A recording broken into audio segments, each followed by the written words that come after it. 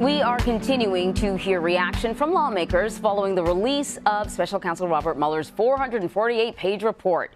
In the redacted document, Mueller wrote Congress has the authority to apply obstruction of justice statutes to the president. And if lawmakers' response to the report's release are any indication of what's to come, it's gearing up to be a busy few months on Capitol Hill. So CBS News Chief Congressional Correspondent Nancy Cordes is joining us now from Capitol Hill to talk about how Congress is reacting and what the next steps are for Congress.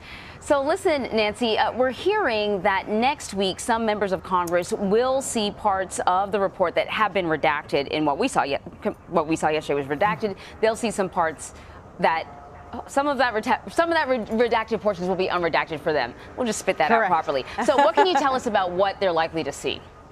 Well, they're going to get to see a lot of the material that was blacked out in the report that the public got yesterday.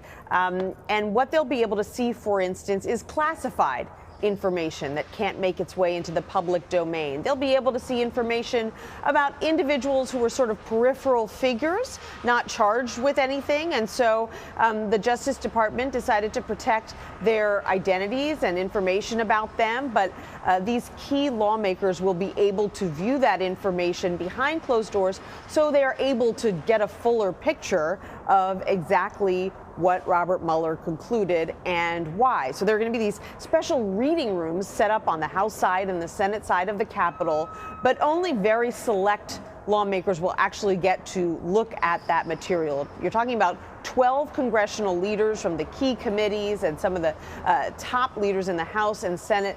They will be the ones who will be able to go behind closed doors in these secure rooms and look at the information. They're not necessarily going to be able to keep it. So they'll have to take notes, but they will be able to look at it. What they won't be able to look at, however, is grand jury evidence that was collected by a grand jury. And the Attorney General says that the law does not require him to turn over that information, that it's important to protect that evidence and that process. And so there could be a legal fight for Democrats in particular who want to get at that material. So pretty much as soon as the report was released, there were calls for Robert Mueller to testify before Congress. What's the likelihood of that happening and happening fast?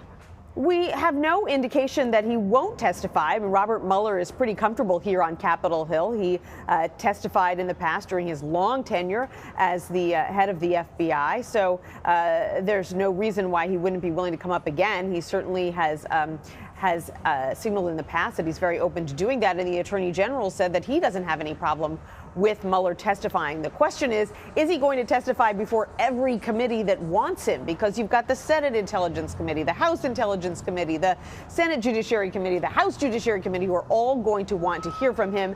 And he's probably not going to want to take the witness stand day after day after day to talk about his report. He'll probably pick, one or two seminal committees, and he will testify before them, both in public and possibly behind closed doors in a secure setting as well, especially if we're talking about the Senate Intelligence Committee. And then the Attorney General himself will testify as well.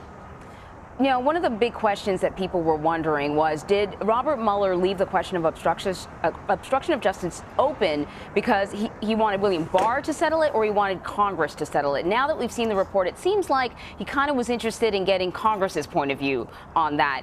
What's the likelihood that Congress will pursue obstruction of justice charges? Well, Democrats say they are already well on their way. I mean, they have been interested in this question of obstruction of justice for a while, and they say there's a big difference between actual legal charges, criminal charges of obstruction of justice, and the bar that you need to go over to win a case like that in a court of law, and the bar in Congress for a political definition of obstruction of justice. And they say that they believe there's plenty of evidence in the Mueller report that the president tried to stymie this investigation in multiple ways. And we do have some hints from Mueller himself about how he feels about that question. I'll just read to you one line from this massive report very early on page 8.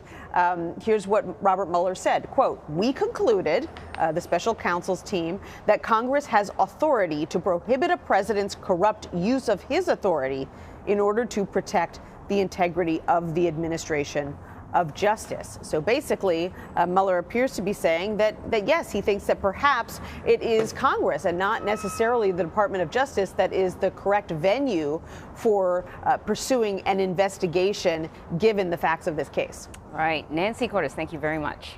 You're welcome.